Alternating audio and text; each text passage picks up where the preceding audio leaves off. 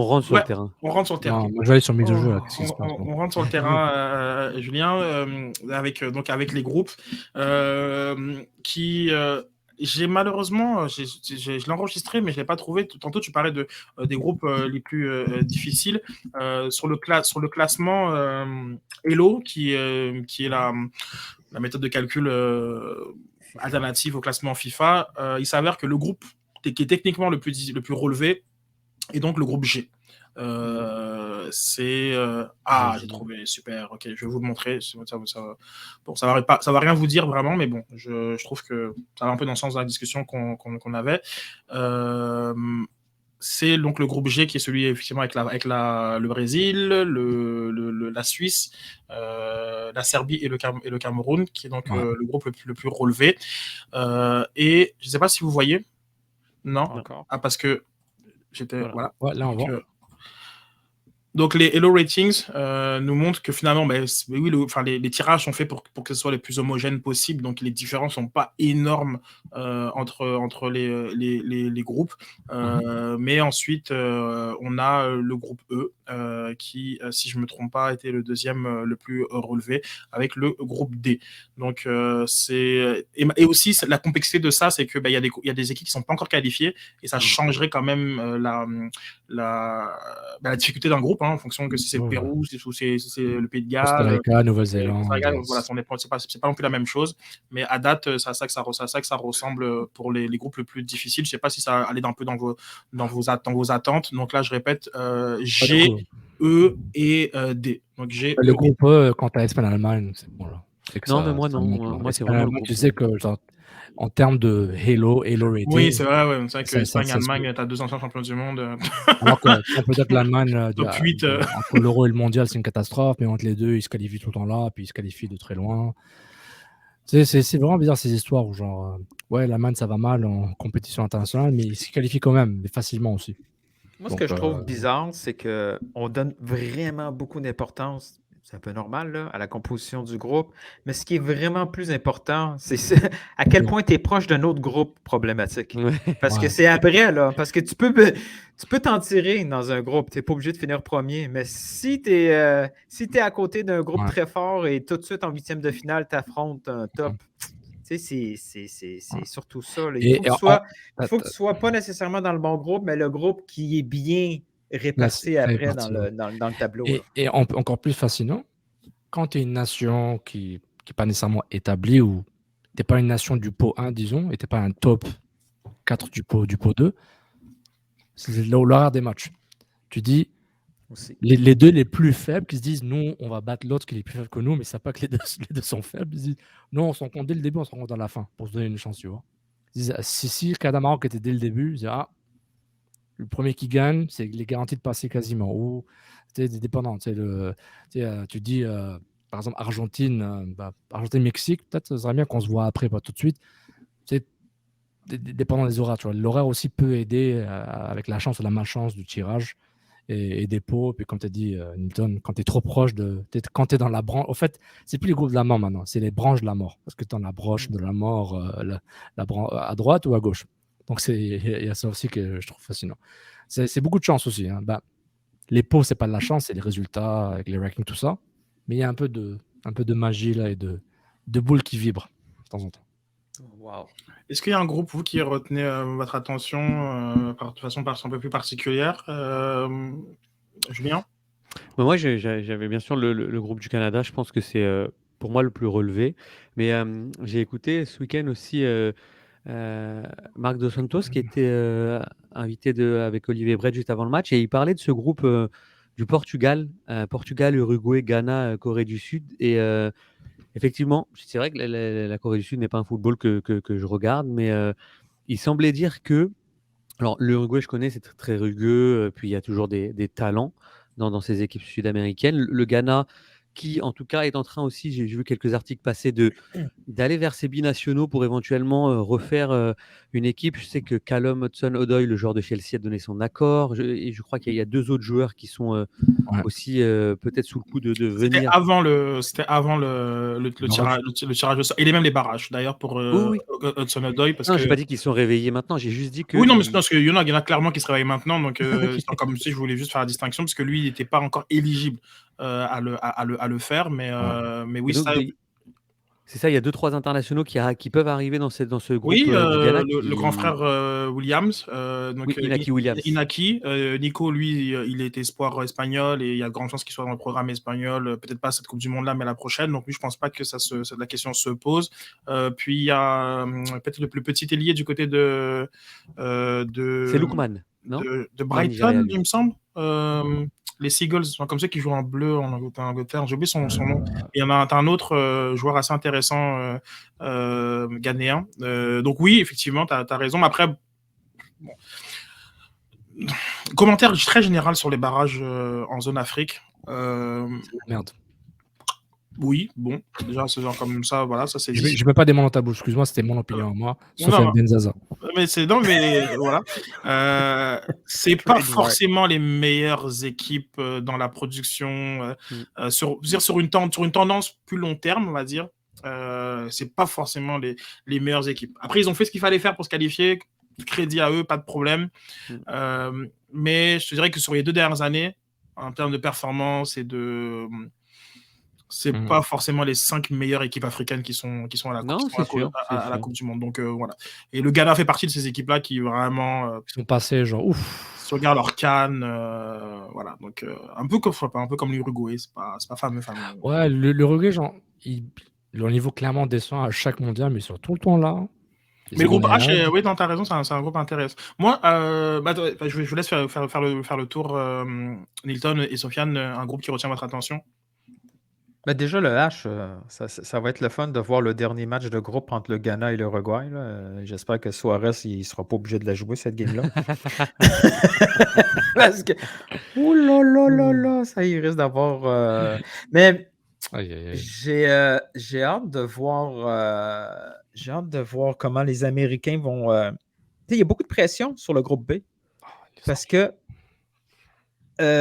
les États-Unis, eux, ils vont voir comme un must-win. Je veux dire, si les Américains ne passent pas ce groupe-là, ils vont le voir comme un méga échec, peu importe qui va être là. Ce ne sera pas si facile que ça. J'ai hâte de voir ce groupe-là qui passe un peu sous le radar là, au niveau international pour les États-Unis, c'est sûr. Mais il pourrait avoir des implications au niveau américain fort, ce groupe, parce que le sélectionneur, il y a encore un point d'interrogation. Il y a beaucoup de pression à l'interne.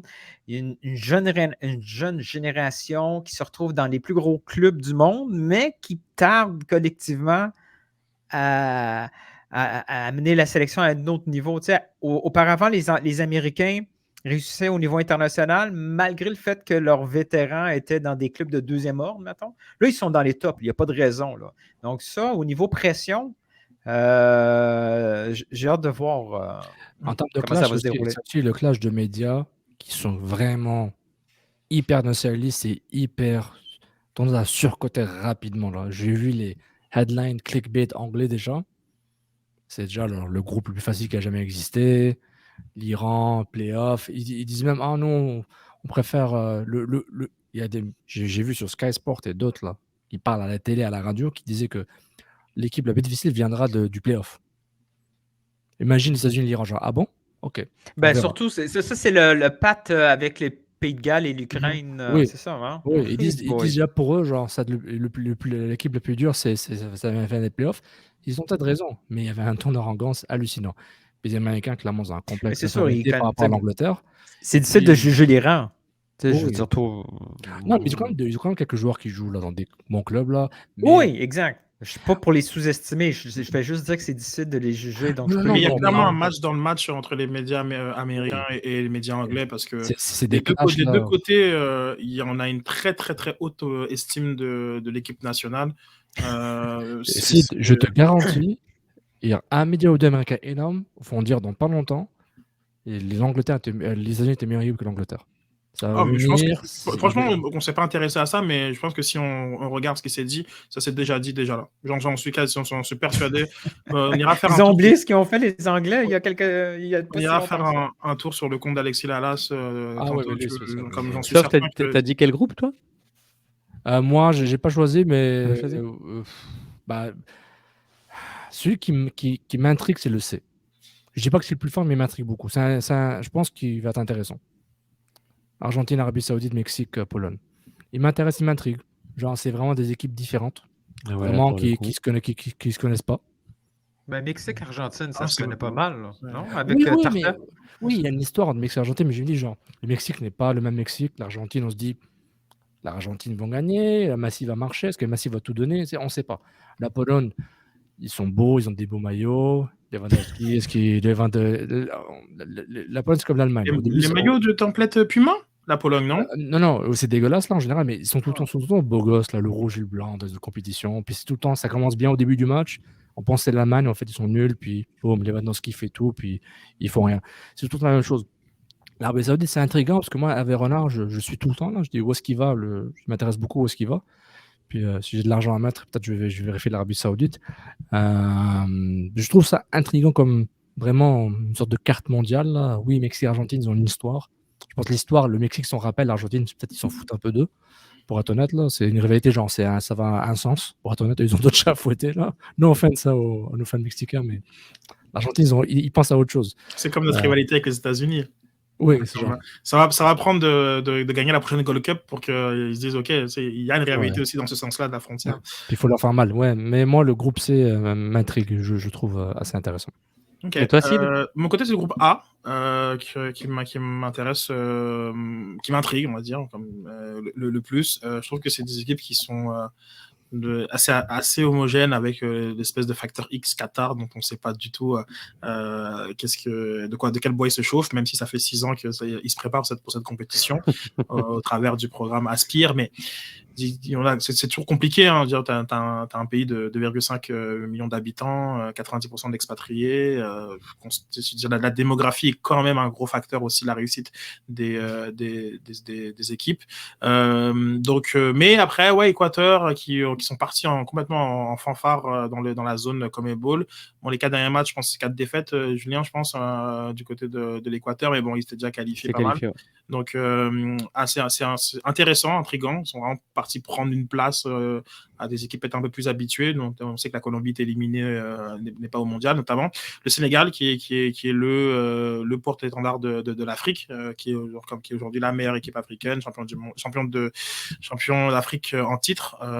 Et le Pays-Bas qui encore une fois avait survolé la zone de groupe à l'Euro, puis après c'était un petit peu écrasé de façon un peu surprenante, mais peut-être un peu... C'était contre l'Ukraine qui sont fait éliminer. Hein. C'est en groupe. République tchèque, non? Ah, République tchèque. Peut-être plus, ouais, l'Ukraine, c'était en groupe, je pense. Ok, ouais. Mais c'est pas pas une déception du côté des Pays-Bas, mais qui n'avait pas, comme tu me corriges si je me trompe, Julien, Virgil van Dijk, le fameux Virgil van Dijk, qui est voilà, hein, tout simplement peut-être le meilleur défenseur du monde. Donc ça fait une grosse différence. Donc non, c'est un groupe, ouais, j'ai l'impression qu'il y aura que des beaux matchs dans ce groupe-là. Donc c'est lui qui m'intrigue le plus, même si on est quand même bien servi dans la répartition de tous les groupes. Il y a des affiches un peu partout à surveiller. Donc, Mais c'est ce que disait Nilton par rapport au groupe, aux branches là. Je regardais un petit peu les médias français par exemple. Beaucoup amènent le Sénégal jusqu'en demi-finale. Tu sais, avec le jeu de. Bon, après. Mais c'est ça le truc, c'est que genre, il y a de gros espoirs en tout cas. On regarde ça et puis de toute façon comme à l'habitude, il y a toujours des équipes du pot A et du pot B qui sautent dès le premier tour et on comprend pas pourquoi, mais en même temps la compétition est dans quand même pas mal de temps. Il y a quand même beaucoup d'équipes qui sont à une blessure prête d'être complètement. C'est pour ça que tu as parlé de Virgile. On va leur. Ouais, non, mais tu vois, c'est vrai. Tu vois, par exemple, tu t'en souviens si dans la préparation de l'Euro. Bon, déjà, l'Euro a été décalé. Voilà, donc tout ce que tout le monde a dit avant l'Euro, c'était caduque. Mais il y a une finale Portugal-Pays-Bas. de la Ligue des Nations 2019, je pense. Mais à ce moment-là, donc, je veux dire, comme tout le monde voit les Pays-Bas parmi les équipes les plus dominantes, et puis sûrement avec raison. Après, bon, à l'Euro, ils n'ont pas assumé ce statut-là, mais en même temps, t'as pas Van Dijk, donc c'est plus Mais on compliqué. sait tous que la Coupe du Monde, il faut défendre. Il faut savoir défendre. Tu peux essayer de gagner le match 6-4, mais honnêtement, si tu défends mal, si t'es pas solide dur, tu auras du mal. À mon humble avis, je vais voir les stats pour des tours futurs, mais Ouais, mais après, t'as raison. Il faut être solide défensivement, même si bon, les deux derniers vainqueurs, ils ont quand même marqué une tonne de buts. Oui. La France et l'Allemagne. La France dégageait pas ça dégageait pas grand chose offensivement, en tout cas, comme il n'y a pas une impression comme offensive, mais quand tu regardes le nombre de buts, ça plantait, ouais. comme ils en ont marqué quand même beaucoup. L'Allemagne, pareil. Donc après, tu as l'exemple de l'Espagne qui offensivement avait l'air impressionnante, mais a gagné quasiment tout à 1-0. 1-0. Donc ouais, t'as raison. Il faut défendre de façon. Et puis c'est la deuxième Coupe du Monde avec le VAR, c'est pas la première, c'est la deuxième. Ouais. Mais oui, non, c'est une belle. Voilà, après, il y aura beaucoup de choses. On sera toujours un fil rouge de l'émission. On va beaucoup en parler de la Coupe du Monde. On va revenir sur ta scène d'affiche. Nathan a parlé notamment de Ghana et Uruguay. Il y a des habitués. Je pense que France-Danemark, ça fait 3 Coupes du Monde de suite qui se trouvent dans le même groupe. Ouais, ils doivent être plus capables les uns les autres. 98, 2002. Ouais, on a déjà eu. Portugal-Ghana, c'est pas la troisième fois? J'ai l'impression qu'il n'y a pas Portugal. Non, c'est Ghana-États-Unis. Ghana-États-Unis qui se sont retrouvés 3 fois de suite en Coupe du Monde. Donc c'est ça. En tout cas, beaucoup de sujets. On prendra le temps, et puis justement de faire le focus sur le groupe F, où vraiment on ira en profondeur sur chacun des adversaires, force, faiblesse, etc. On a beaucoup de choses à vous partager du côté du. Mais allez, juste pour terminer, pour ceux qui prendront cette séquence en cours, peut-être quand on la mettra au grand public et tous ceux qui sont présents là maintenant, est-ce que le Canada se qualifie pour le second tour? C'est la question quart de finale que je vous pose. Non. Est-ce que le Canada, comme moi, quart de finale? Excuse-moi. C'est sur le tape, il a dit dès le début. Il a dit avant le tirage. Tout de suite. Après le tirage, quand j'écoutais la théorie de Milton sur les groupes avec lesquels t'es pairé, le Canada, pour information, il va dans le groupe E avec l'Espagne et l'Allemagne. Donc, quart de finale. Voilà. Donc, merci Sid en tout cas pour le topo. Dans la zone des commentaires, et voilà, on prendra le temps de regarder tout ça un peu plus tard. Merci beaucoup. Exactement. Live.